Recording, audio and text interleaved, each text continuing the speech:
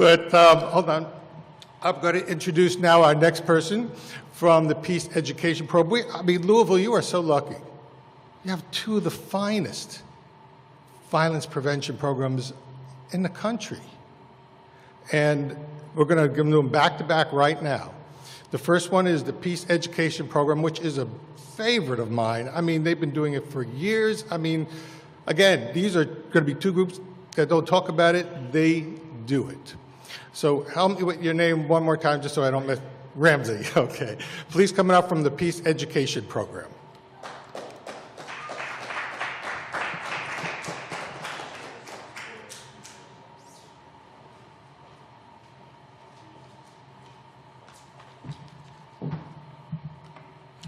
First things first, I got to welcome everybody and thank you for coming out, you know, braving the snow, like Anthony said. I've got to say I'm proud to follow Anthony and Akram because I'm a child of the city. You know, I'm a neighborhood kid. You know, safe neighborhoods. Grew up in Smoketown. I am a alumni of Central High School, JCPS. So, you know, here we have two gentlemen that are doing big work, and you know, and hopefully we're looking forward to having more and more young people coming out from you all's work. You know, from you all putting in that effort.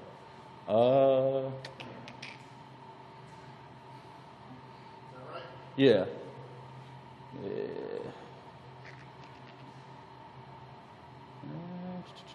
Slideshow. Right there. And I'll give you directions on when to switch. Is that okay? I'll give you directions on when to switch. All right, okay. So, like I said, I'm Ramzi Sabree. I work at the Peace Education Program. I am the coordinator of Navigators Programming and Agency Evaluation. The Navigators Program is one of the programs that we offer that teaches conflict resolution. We're going to get into what conflict resolution is in a moment. But also in my job, I do statistics and stuff. Okay, and there's going to be a small amount of statistics. I won't bore you. All right. Also, when I present, I do not just talk to you. Okay, so you're going to have to interact. I'm sorry to tell you. So you might want to move up. You need to get close, get next to somebody that you can partner with. Okay, just if you ain't did it now, you need to do it. Okay, all right. Next slide, please. 30 years. Peace education has been around since 1982. All right. Some of you all here were not even born then. I wasn't even born then. Just to give you some perspective. Okay. 1982, teaching conflict resolution to young people, the adults who work with them, and also doing it in schools and doing it in community sites. Currently, we're in 88 schools and 67 community sites, including places of worship. All right. Annually, we reach about 3,000 to 5,000 directly, young people, and the adults that work with them directly. Indirectly, there have been estimates of 20,000, and we're a small nonprofit, so we do big work. Okay. Next slide, please. You're going to have to just okay. Hold on a second. So, what is conflict resolution? Simple definition of conflict resolution is problem solving, okay? But in reality, you can think about conflict resolution in kind of two ways. Can you get the first? Concrete, all right? We have a picture of the Empire State Building. It is what it is. It's a picture of the Empire State Building, all right? Next one. This is also a picture of the Empire State Building, okay? Except this is a picture of the Empire State Building done through somebody's perception of the Empire State Building. It is abstract, okay? Now, the reason why I want to talk about these two ways of thinking about conflict resolution is because when you are teaching to someone, you need to be able to do both, okay? You need to be able to show them concretely. You need to be able to show them abstractly, all right? You need to show them, you need to empower them to come up with their own perception of a concept. All right, next slide, please. Concretely, when we're talking about conflict resolution at Peace Education, we like to use our building blocks.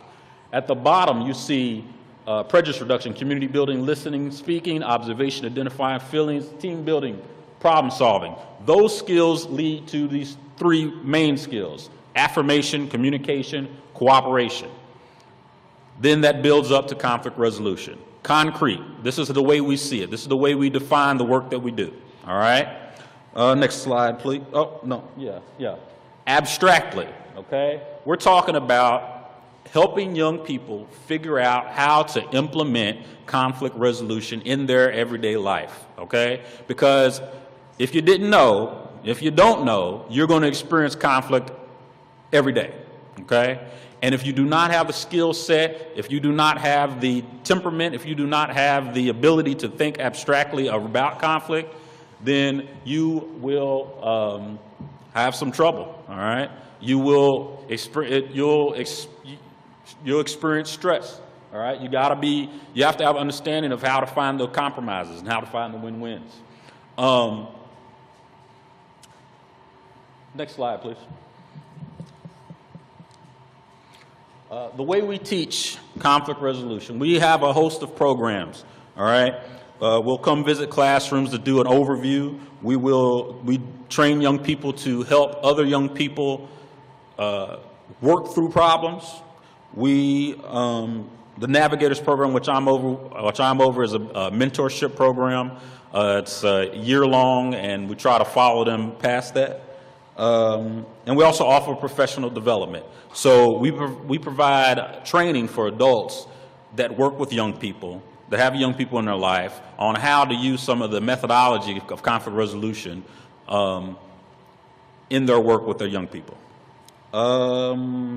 Cooperative games are something that we intermingle with all the things that we do, and skill-specific lessons. All right. Next slide, please. And we're gonna do a lesson. All right. It's lesson time. So what I need you to do, I need you to get a partner. All right. Everybody, come on. Find a partner. All right. Introduce yourself. Okay. Introduce yourself. All right. You got a partner? Okay, cool. All right, excellent. All right. Now, with your partner, I want you to decide who's going to be partner A and who's going to be partner B.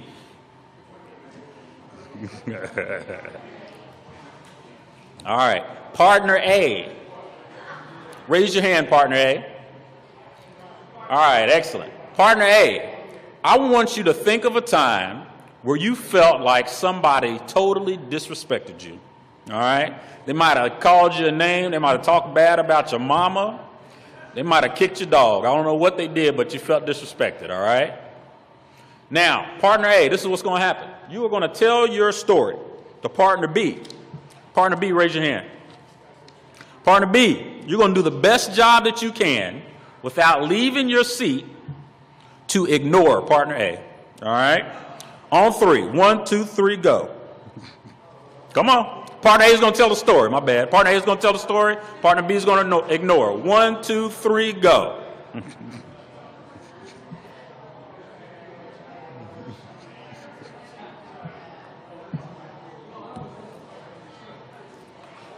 All right, let me get your attention back. I saw some people doing some excellent jobs. Y'all did some excellent jobs out there of ignoring your partner. All right, I don't want you to ignore me, so let me get your attention back. All right, let me get your attention back. Now, I'm going to need the next slide. I'm going to need you to go forward on the slide. So, click it once. All right, how do you know you are being ignored? Keep on clicking. No eye contact. Poor body language. Talking while you are talking. Being preoccupied. On cell phone. And they were just plain rude. All right, raise your hand if you saw your partner doing one of these things, all right? Okay, excellent. So, the just plain rude thing gets me because I don't know if anybody ever has had this happen to you. I know it's happened to me before, but somebody might say, get out of my face. I don't want to hear what you got to say. Get away from me. Has that happened to anybody before? I've seen it happen to young people from adults a lot. So it might not have sounded just like that, but you get the point. All right. Now, let's switch it up, okay? Partner B, raise your hand. You are going to tell your story about a time where you felt totally disrespected. Partner A, it's time to return the favor. You are going to ignore partner B. On 3. 1, 2, 3, go.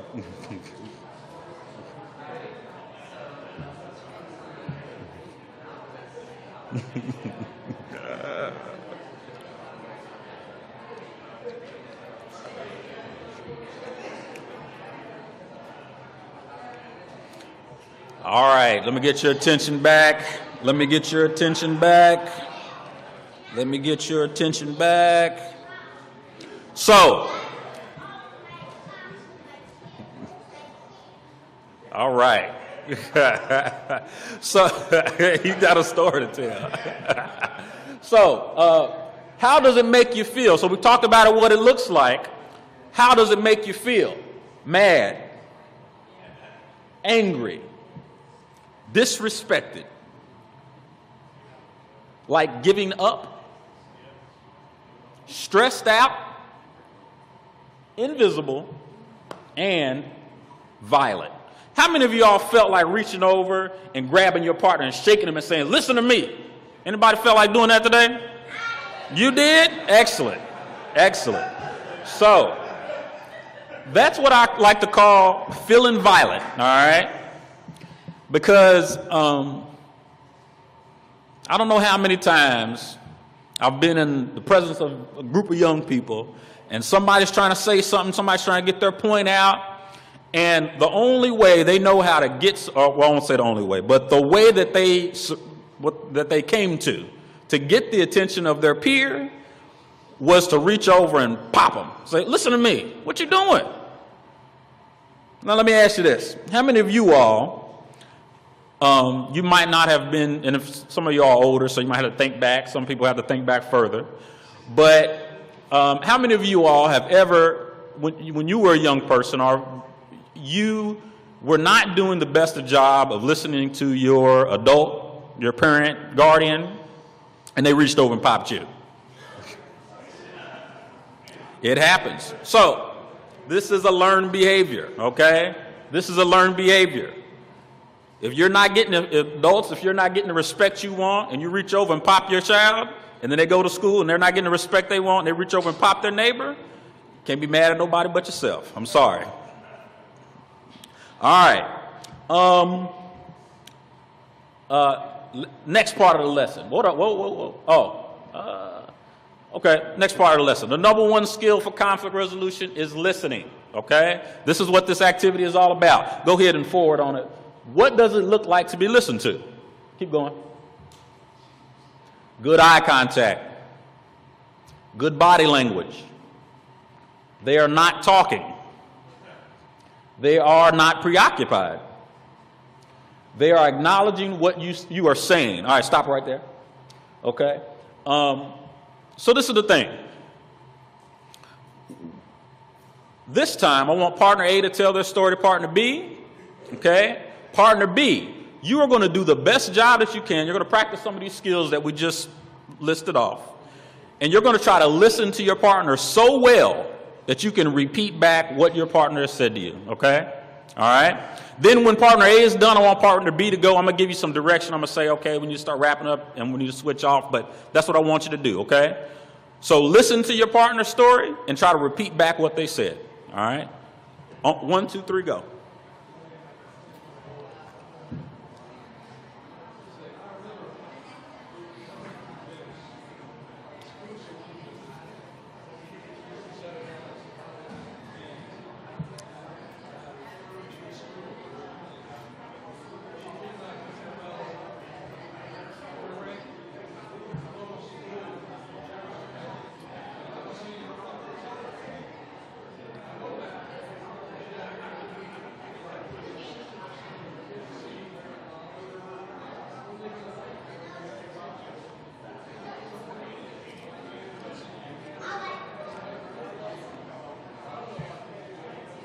All right, partner A, I want you to start wrapping your story up, and partner B needs to repeat.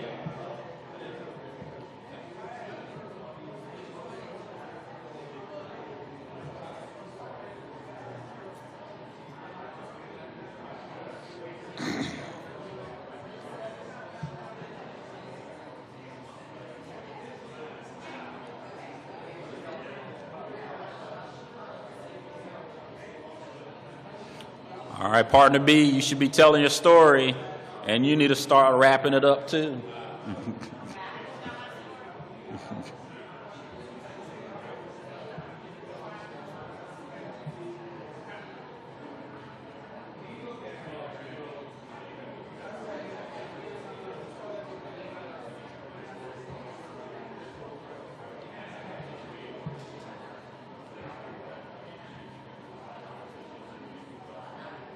All right, let's bring it on. Let's start wrapping it up. Let's start wrapping it up.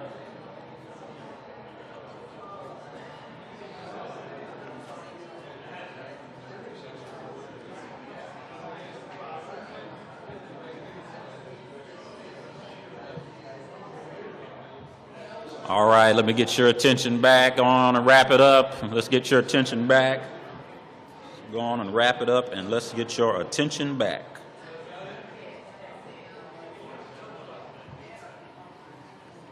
All right. Now, I see those conversations getting good, huh? Good conversations?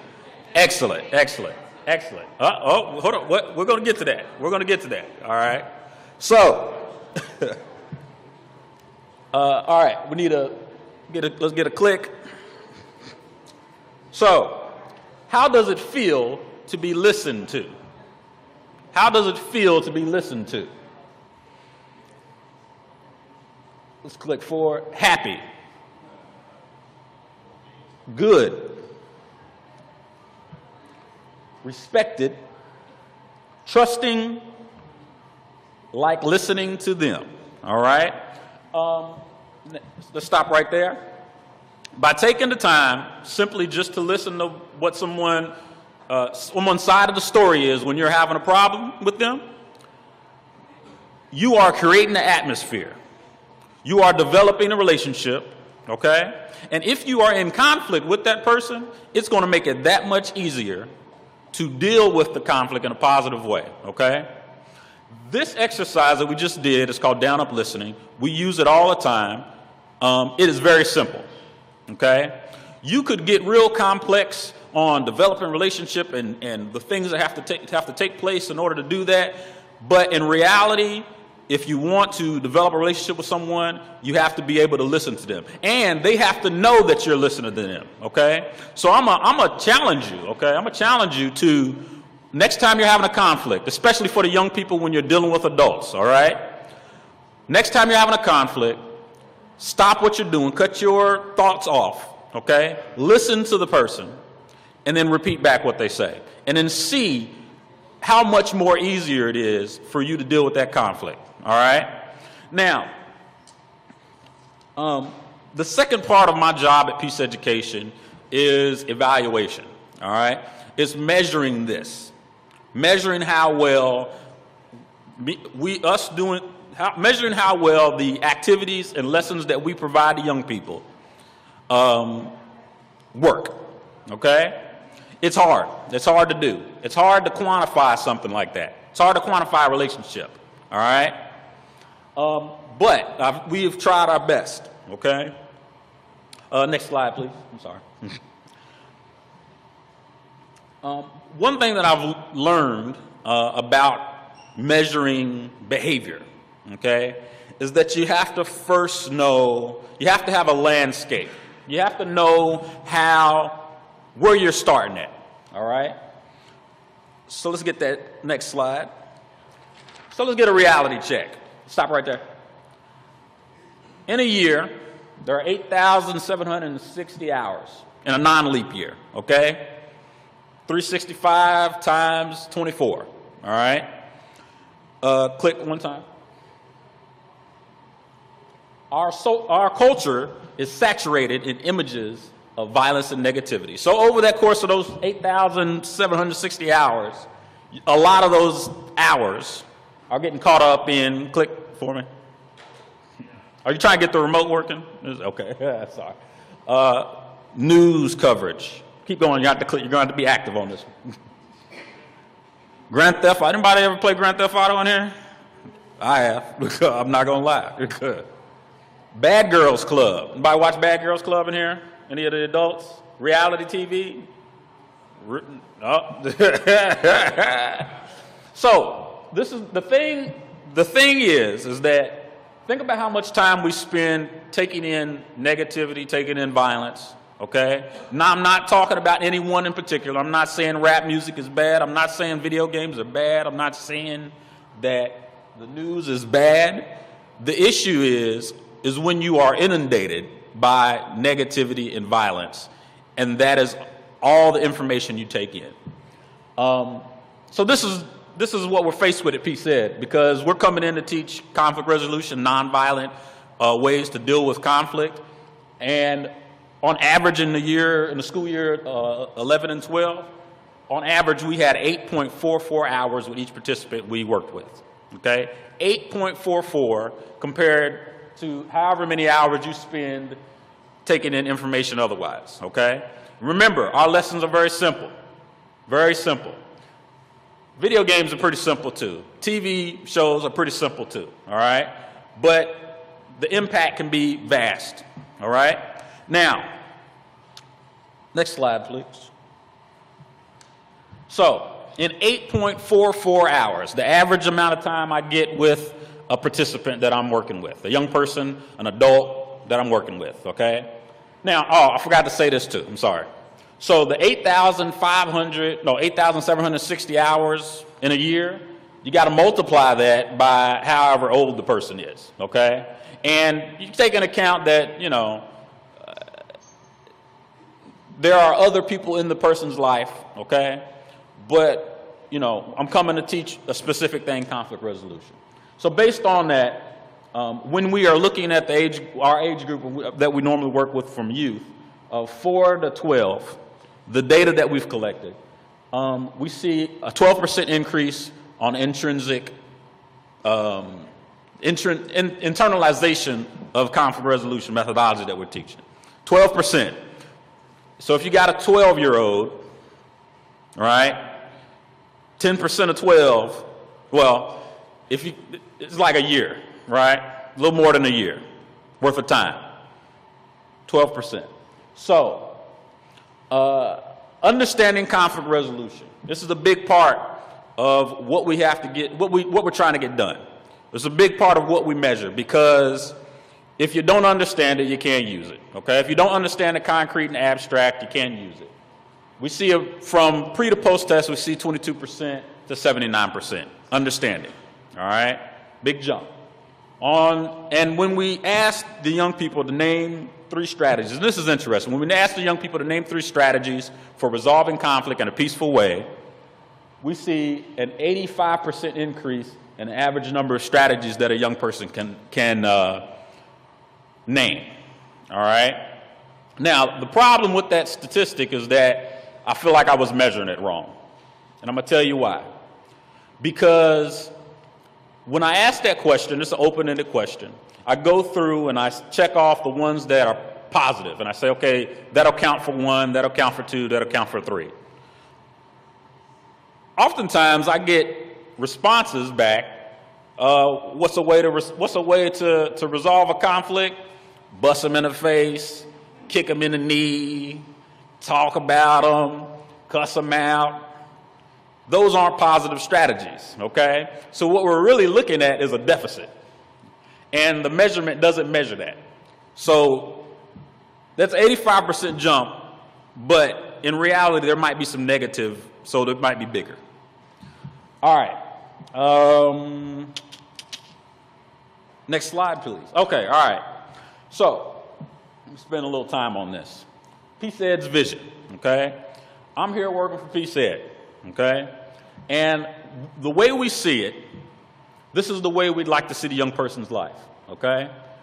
Home, community sites, schools, places of worship. in each of these places, there needs to be someone with the skills. So the adults need to have the skills, all right? And the young people need to have the skills, because we have to be on the same level, okay? We have to be speaking the same language, because like I said before, if mama's at home and she pops little Timmy because he's not doing a good job of listening, when he goes to school where that's not allowed and he pops somebody that's not listening to him, he's going to get suspended. All right? Then he's out of school, and then if he's in a community site and he does the same thing, he's suspended from community site. So then all this guy is a place of worship, right? Hopefully the reverend ain't, telling him to, anyways. All right. There has to be safety. They have to feel safe enough to practice the skills that they have, okay? This is big, because who here has been in a new situation and you wanted to say something? Maybe you were at a table with some people, or you were at a conference, or you were I don't know, you were around some peers and something happened. You wanted to say something, but just because you didn't feel like you were not going to get attacked for saying it, you didn't say it. Has it ever happened to anybody? Absolutely. Happens a lot. Absolutely, sir. Absolutely. Yep. Absolutely. And support, okay? So support means that they know that the actions they take are going to get the results that they want, okay? So they know that actively trying to use conflict resolution, all right, actively trying to work out problems in a positive way is going to get them the results that they want. So quick way to look at this, all right? I ask a lot, all right? I ask young people a lot. I say, is fighting a positive or a negative? Anybody want to answer that? What do you say? It's a negative. Excellent, excellent answer. Does anybody think that fighting is a positive? Why do you say fighting is a positive? Depends on where you're at. All right? So now this is the thing. I grew up in the neighborhood. I grew up in Smoketown, Shepherd Square, Clarksdale projects. All right? So if someone hits you and you are in the street and you do not defend yourself, you run the risk of getting hurt. You run the risk of having other people do the same to you. And you run the risk of your reputation being ruined. Okay? Now, those are three positive things that you don't want that to happen. All right? And so those are three positive outcomes for fighting. Now, the other end of the stick, there are multiple more positive outcomes for not fighting. All right? They far outweigh the negative ones. Okay? You do not get suspended from school. You do not get suspended from your community center. There's no revenge involved. You can help to build a reputation for being the one that can deal with the problem in a positive way, and on and on and on and on and on. All right?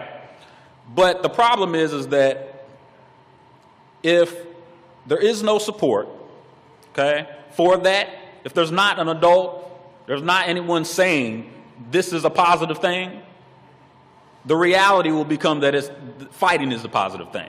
All right?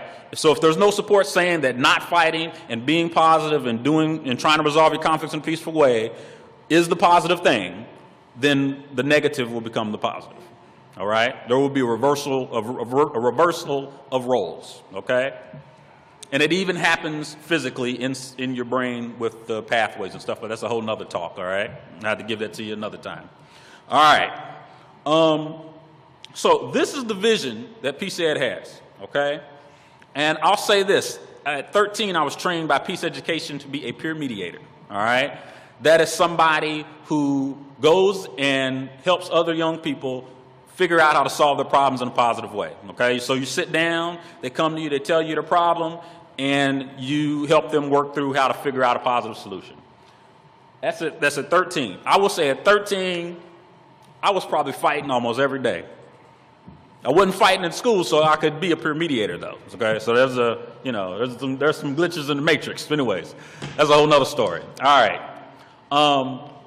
But I learned things from being trained in my school that I took to my place of worship, to my community site, and was also being espoused in the home too. All right. So being a young African-American boy, growing up in the hood, okay, I was able to get this safety net, have this safety net. So when I did get into a fight at the basketball court at Ballard Park, okay, almost every day, I was able to go home and know that I was safe and know that there was some support. And I had adults there with the skills to help me figure out what went wrong. Why was I fighting? When I went to school, I had support of Mr. Gilkey, Mr. Stefan Gilkey, who was youth service coordinator at my middle school, all right, and led the peer mediation team. Okay. When I went to my community center, PCC, I had the people there. Okay. When I went to my place of worship, they were telling me the same thing. Okay. So, little black boy from the hood, went to college, did well, joined the military. Did well in the military, went to graduate school, and I came back, and I'm working here now, okay? So if anything, if everything I said was gibberish up here, just know that with the support, this is not just a PSED thing. It is a community thing. Our young people need to know that we have their back and that we support them in the positive aspects of their life, okay? And when we do that, it doesn't matter what they come up against. They will be resilient against it, and they will move on to become successful, productive, vibrant members of the community, all right? They will teach your children. They will teach your grandchildren, okay? And you can go on to your next transition knowing that the world's in good hands, all right? That's the way I look at it. All right? All right. So I always take questions. I don't know if we've got time for that. Questions? Yes? Mr. Gilkey was I don't know what his degree is in, but if anybody knows how to work a social situation, it's Mr. Gilkey. All right? Anybody else?